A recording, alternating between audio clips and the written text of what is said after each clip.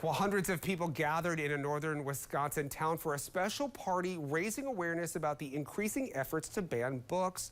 The Stand with the Band street party kicked off this afternoon in Bayfield. This marks the third year for the annual gathering. It all started 3 years ago when Julie Buckles, the owner of Honest Dog Books in Bayfield, received a donation to buy a banned book and give it out.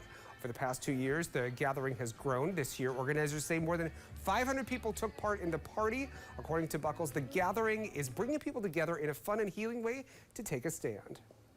I think it's a way, it's just so rejuvenating and positive to all be together in each other's presence for a day and to really kind of get to say, yes, this is not the way we want to live.